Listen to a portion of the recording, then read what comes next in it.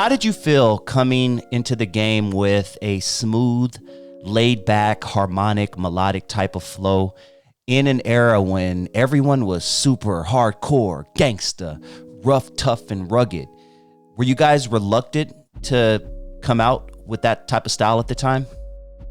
Man, at first we didn't even realize what we was doing it. You know what I'm saying? Like it all came from, like, you know, we did so many ciphers and was used to each other rapping so much, we knew each other verses. So when we would do our ciphers, when one person was rapping, the other four would be like ad-libbing, but it sounded like we was harmonized.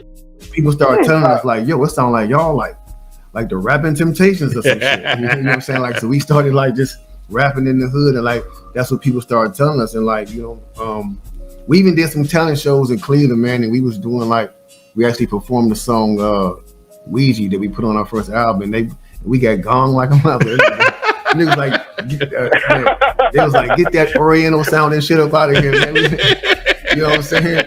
It was crazy, but we wasn't never reluctant, man, because we was always confident because we knew what we was talking about. You know what I'm saying? Like, we wasn't talking about like we was singing, but we wasn't singing no soft shit. Rumor had it for a while. Y'all was on the Ouija board and some hoodoo type shit. What's up with that? No, man, like people, like the whole Ouija board thing, man, was something we did when we was young kids. You know what I'm saying? Like we played that like when we was young kids, and that was that. It's just something we experimented with. We didn't like stay into it. We didn't like become devil worshippers off it. We was just curious as little kids. I remember back when I was coming up listening to Bone. That was the rumor. That was the urban legend. Hey, did you know that Bone Thugs and Harmony worship the devil? That's right. They pray to him every time before they record a song. They do a seance. Dude, that's why they're so good. Seriously. No, I heard. I know someone who does security in the Ruthless Records build. I'm telling you, man. Didn't you see that symbol in that one video? Did you see Crossroads when the ghost came at? Come on, man. That was one of those things back in the day that artists used to get a buzz. It was a way of getting attention. It was a way of getting written up in paper. And they never denied it back then. Now, they're going to deny it. But back then, I guarantee if they did an interview and someone asked them about the devil worship thing, they would not say yes or no. Because some things sell. Have you heard that devil worshiping group from Cleveland? They're dope. Check them out. They're not going to mess that up. It was a way that people went viral back in the day. See, kids, we didn't have phones. We didn't have TikTok to shake our ass. We didn't have TikTok to do dumb shit as a rapper like these rappers do today. We had to do dumb shit like make people think we were devil worshippers. Eazy-E did the same thing. Same exact thing.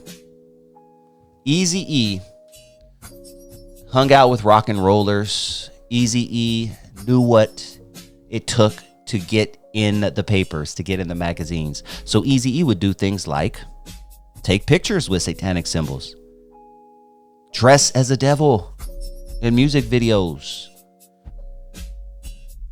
And they were all taking points, taking cue from the rock and rollers, man, because that's how they went viral back in the 70s. Oh my God, you know what AC/DC stands for? Antichrist, Devil's Child. That's right. Never stood for that. Never stood for that. But AC/DC ain't going to tell you that it don't stand for that. You want to believe that? And it's going to help us sell 1 million records? Yep. AC/DC stands for Antichrist, Devil's Child. Yep. Mm-hmm. Yeah, you're exactly right. Shit, why don't we go ahead and start putting Satan symbols since people think that anyway? Playing music backwards, maybe. It was all part of the game. And I'm sure these PR people, these record label execs behind the scenes were telling them, hey, anything you can do, you know, to maybe get a write-up in a newspaper, that'd be great. It'd bring attention to you. It'd bring attention to the label. Help us out, kid. Yes, man. This is what they did back then. So, no, looking back, obviously, as an adult, I don't think Bone worshipped the devil. But back then, I couldn't tell you. I don't know. Maybe they do. And that gave them a certain mystique. That made you want to listen to their music and listen for those symbols. And oh my God, they're doing the Ouija board. Don't mess with the Ouija board, by the way. I don't care if it's store-bought. And look, I'm not a real religious guy. But anything I can do to not bring more evil into this world and possibly into my life, I'm not going to do it. And I would highly suggest, like, if you think it's cool, hey, it's Halloween, let's do a Ouija board. Doesn't that sound fun? Don't do it. Don't do it. Please, just don't do it.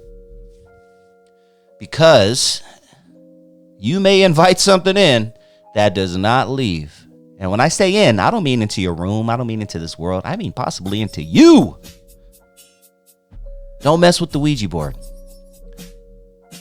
We found a Ouija board, a real Ouija board, not a store-bought one, not one that you get at Toys R Us back in the day, even though I still would not buy that either.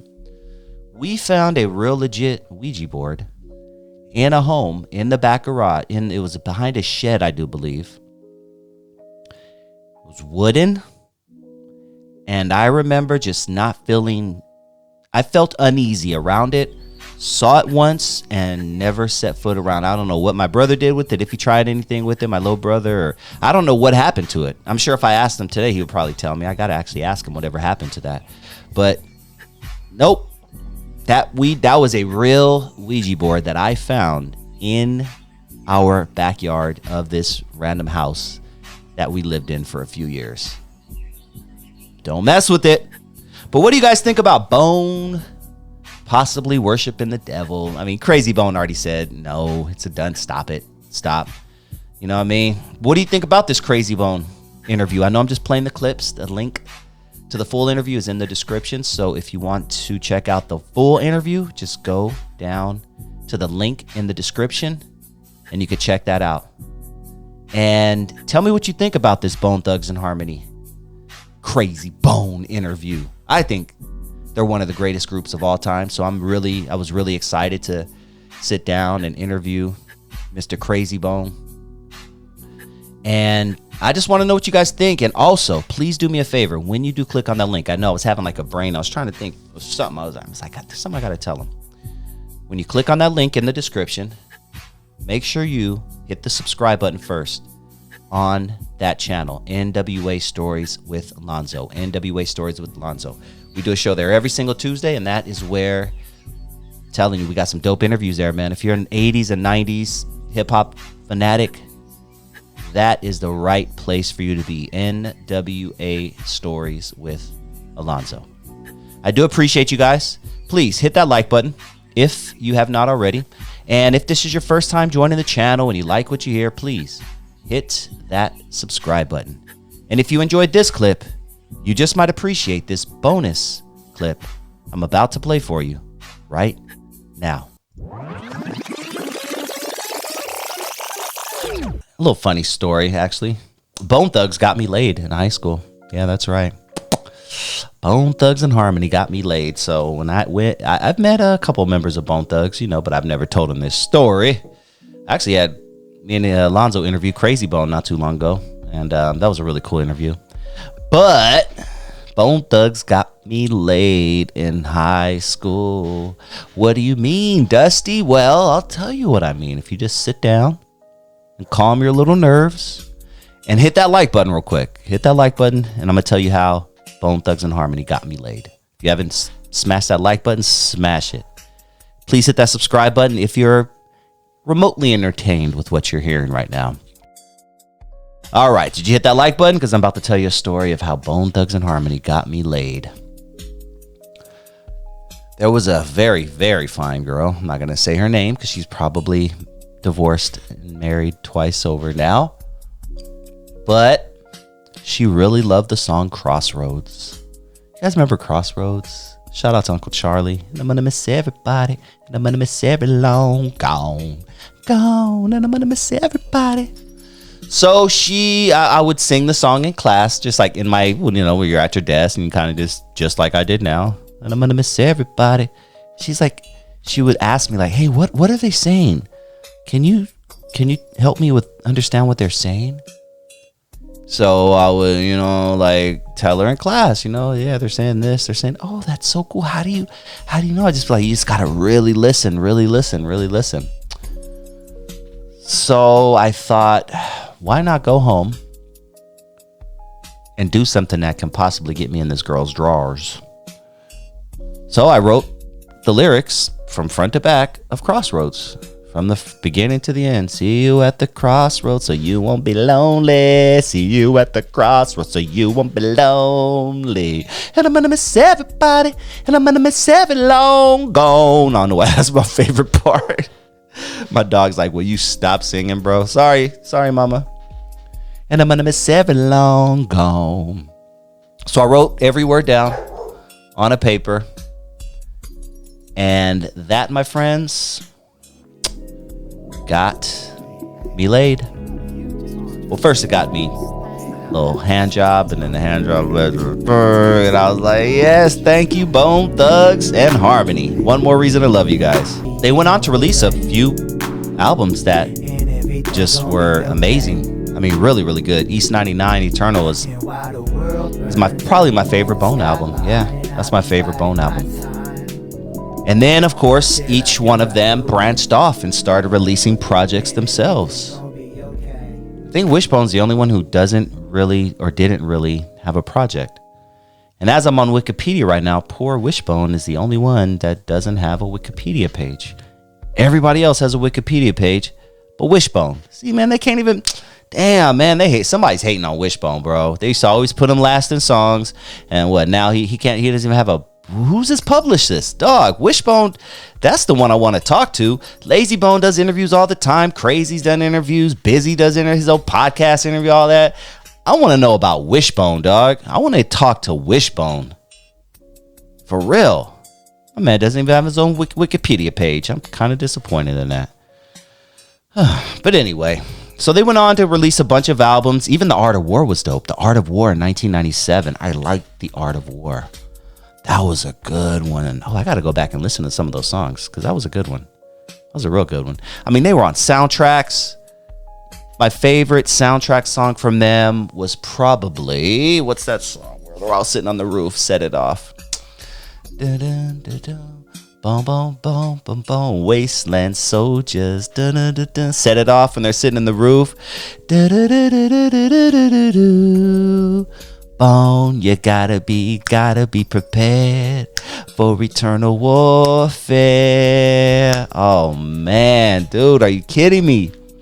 Yeah, that's one of my favorite Bone songs. Comment down below, what is your favorite Bone Thugs and Harmony song? Damn, what's my favorite Bone song? That's really tough. Let me think. I mean, I'm gonna have to go with For the Love of Money if I have to pick one, because for whatever reason, that one just, that screams out Bone Thugs and Harmony, man. Especially since Easy's in it. Yeah, let me think for a second. Because I like Thuggish Ruggish Bone. I like The Art of War. I like Mo Murder. Come again. Mo Murder. I mean, they had some shit. Yep, I'm going For the Love of Money. Comment down below, what is your favorite Bone Thugs and Harmony song? And we can't let the show end without giving a shout out to DJ Unique. The person who is responsible for a lot of their beats and their sound. DJ Unique is one of those unsung heroes. Is that what I'm looking for? Like someone who doesn't get the props that they deserve. But yes, comment down below. What do you think, huh? What do you think about Bone Thugs and Harmony? Are they one of the greatest groups? Because me personally, in my personal opinion, this is just me. My two favorite groups of all time. If we're talking groups, I mean, we're going to go Outkast, of course. I'm going to give you three. Outkast, NWA, and Bone Thugs and Harmony. Outkast, NWA, and Bone Thugs and Harmony. Who are your three favorite rap groups, hip-hop groups of all time? Yeah, I'm going to go NWA, Outkast for sure, and Bone Thugs and Harmony. That's mine. But there are some great groups out there, man. You got EPMD. I mean, dude, there's a lot of good groups out there, man. Real talk. You got the Island Boys. Those guys are great. Oh, wait, what? Oh, no, just kidding. But yes, if you haven't hit that like button, please smash that like button for your boy. And once again, if you were even slightly entertained by what you heard tonight, please hit that subscribe button. Join the crew. Trying to get my numbers up. It's hard, man. YouTube is a hard game, but I do this for fun. If I was doing this for the money, I'd have been out a long time ago, folks, because I do get paid, but I ain't getting paid a lot. Speaking of paid, if you want to shoot your boy a few bucks, it is highly appreciated. There's a $ right below the chat. Just throw a few bucks at your boy. Even if it's a few bucks, I'll appreciate a few dollars. Like, real talk. I'm telling you, I am not too proud to beg. So, thank you guys. It's hard times. We're in a recession and all that, even though they're trying to convince me no, that's a whole other thing. Check out some of my videos, because I do get pretty deep on a lot of issues that are affecting America, that are affecting the world. So please go down the rabbit hole of some of my other videos. But every Saturday we do this right here when it comes to hip hop or 90s stuff, like, I don't know, pop culture and stuff like that. I do this live every single Saturday, 6 p.m. Pacific Standard Time. 6 p.m. Pacific Standard Time. This is Dusty Vision Radio. So please, please, please definitely tune in every Saturday at 6 p.m. Pacific Standard Time. Or check me out on the playback. Just go down my videos, go from the most current date all the way down and check them out. Hell, go back to my old videos. Go back to the oldest videos. I'm curious. Go to YouTube, hit the search, and search for click oldest to newest, and they'll give you all my old videos. I want you to check out some of my old videos. Screw it. See if I still got it. But definitely love you guys. I appreciate each and every one of you for tuning into my show and telling a friend. I mean, that's the best thing you could do, is just tell a friend, because that friend might tell another friend, and that's how it works. Appreciate you all. I'm gonna get the heck out of here. I'll talk to you soon.